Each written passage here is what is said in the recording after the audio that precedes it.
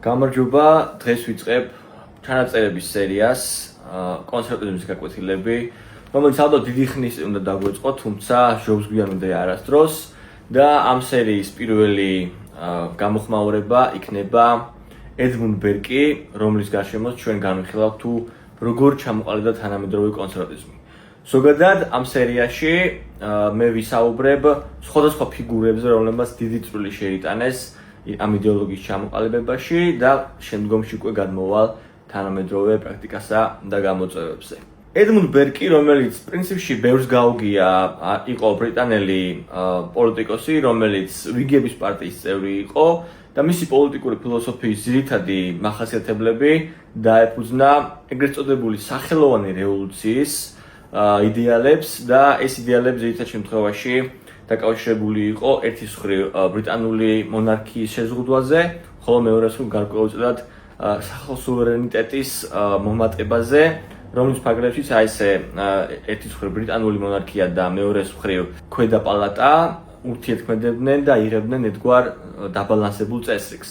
მას მოსწონდა ეს პრინციპები, იქიდან გამომდინარე, რომ ის იყო მისი აზრით თავისუფლების გარანტია და იძლეოდა საშუალებას, რომ შენარჩუნებული ყოფილიყო ტრადიცია, დაცული ყოფილიყო საკუთრების უფლება და არიდებული ყოფილიყო რადიკალური ცვლილებები. საბოლოო ჯამში ბერკმა თავისი ფილოსოფია დააფუძნა და კიდევ უფრო გაამყარა ფრანგული რევოლუციის რადიკალიზმის გამოვლენებებთან ერთად, როცა მან დაიწყო ამ ყველაფრის კრიტიკა. ვიდრე უშუალოდ ფრანგულ რევოლუციაზე გადავალთ, უნდა ითქვას, რომ მონარქიის აქმის კონტექსტში ბერკის მოღვაწეობა არაერთგვაროვანია, იმიტომ რომ კონსერვატიზმი ბევრს გონია, რომ ეს არის მონარქიის მხარდაჭერა. სამდროში ეს არ არის მაინც და მაინც სწორი, იმიტომ რომ ფაქტობრივად ჩვენ იშვიათი კონსერვატორის მოძებნა შეგვიძლია, რომელიც აბსოლუტურ მონარქს უჭერს მხარს. ისინი თუ არიან მონარქიის მომხრეები, არიან მონარქიის როგორც მასტაბილიზებელი ინსტიტუტის არსებობის, რომელიც ყველა შემთხვევაში უნდა იყოს შეზღუდული და სწორედ სახელოვანი რევოლუციის ფარგლებშიც ის მიიჩნევდა, რომ მონარქია უნდა არსებობდეს, თუმცა მას უნდა აბალანსებდნენ სხვადასხვა ინსტიტუტები და სხვადასხვა აქტორები ქვეყნის შიგნით.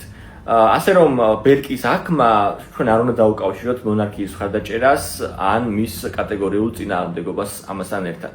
ფრანგული რევოლუციის კონტექსტში ედმუნდ ბერკი ეწინააღმდეგებოდა იმ გამოვლენებებს, რამაც საფრთხე შეუქმნა ტრადიციულ ღირებულებებს, მათ შორის არა მხოლოდ ღირებულებებს ინსტიტუციებსაც, ჩვენ გვახსოვს მეფის თავის მოკვეთის მაგალითი, მეორე მხრივ რელიგიას, რაც მიაჩნდა ბერკს, რომ მნიშვნელოვანი ფუნქცია ჰქონდა რელიგიას საზოგადოების განვითარებისთვის და საკუთრების უფლების მასობრივ დარღვევებს, რადგანაც ბერკის აზრით იმის მიუხედავად, რომ ეს არისტოკრატია არავლენდა ხშირ შემთხვევაში მაინც და მაინც ხალხისთვის საინტერესო და სასიამოვნო თვისებებს, მისი არსებობაც ასევე იყო საჭირო ბალანსისა და თავისუფლებების შენარჩუნებისათვის. ამდენად ის საკუთრება, რომელსაც ეს არისტოკრატია ფლობდა, მას მიაჩნდა, რომ ესე ღიად არ უნდა დარღვეულიყო და ეს ექსპროპრიაციის, ანუ ჩამორთვევის გამოვლენება არ უნდა ჰქონოდა ფრანგული რევოლუციის მაგალითზე. შესაბამისად, ამ რევოლუციამ მისი ხედვა თუ როგორ უნდა იმართებოდეს ქვეყანა, ზოგადად ჩამოაყალიბა, კიდეც შეიძლება ითქვას. ბერკის მოღვაწეობასა და ფილოსოფიაში მე გამოვყოფდი ერთ ძალიან საინტერესო მაგალითს, რომელიც ჩემი აზრით ქართული საზოგადოების კონტექსტში ყველაზე მეტად უნდა გავითვალისწინოთ და ის ხალხი, ვინც პრინციპში თავს ეძახის კონსერვატორებს, ეს უნდა გაითვალისწინონ, იმიტომ რომ ეს ქრესტომატიული მაგალითია კონსერვატიზმის. ბერკი ამბობდა, რომ ჩვენ თუ გსურს, რომ შევინარჩუნოთ და გადავარჩინოთ ჩვენი ტრადიციები, ჩვენ მოგვიწევს, რომ გარკვეულწილად რეფორმას გავაკეთოთ და ერთგვარი ცვლილებებიც შევიტანოთ ამ ყველაფერში, იმიტომ რომ ჩვენ უნდა გქონდეს ადაპტაციის უნარი და დროისა და სივრცის ცვლილებასთან ერთად, თუ ვერ მოვახდენთ ადაპტაციის უნარს, ის რადიკალური, რევოლუციური თუ სხვა ჯგუფები აუცილებლად მოახერხებენ საზოგადოების მთლიანობაში გარდაქმნას, რომელიც შედეგად მოიტანს მთლიანი წესრიგის მსხვერპლს რაც ბერკისთვის, საფრანგეთის რევოლუციის მაგალითზე მიუღებელი იყო. შესაბამისად, არ არსებობს კონსერვატიზმი და ჯანსაღი კონსერვატიზმი იმის გარეშე, რომ არ იმსჯელონ ჯგუფებმა ცვლილებების თაობაზე საზოგადოებებში და არ შეიტანონ გარკვეული კორექტივები, იქნება ეს მმართველობა, შიდა საზოგადოებრივი ურთიერთობა და ასე შემდეგ. შეჯამების სახით შეიძლება ითქვას, რომ კონსერვატორების მთავარი მახასიათებელი თავიდანვე და პრინციპში დღეის მდგომარეობითაც არის ის, რომ ისინი ცდილობენ შექმნან ისეთი ფორმა, ისეთი წესრიგი, რომელიც დაიცავს თავისუფლებას.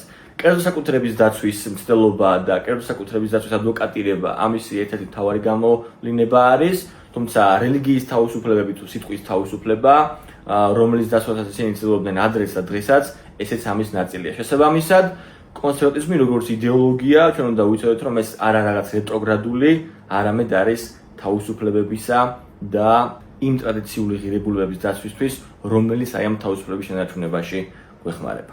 ეს იყო პირველი ჩანაწერი, რომელშიც მე ვისაუბრე შესავალზე და ვისადე ძირითადი პრინციპების გამოკვეთას, თუმცა ძალიან ბევრი სხვა ფილოსოფოსი თუ სხვა მოღვაწე კიდევ ამატებს ამ ყველაფერს თავის ხედვებს და დაალოდეთ შემდეგ ჩანაწერს იმისათვის, რომ ჩვენ კარგად გავიგოთ თუ რა არის ამ ყველაფრის არსი. დიდი მადლობა ყურადღებისთვის, დროებით.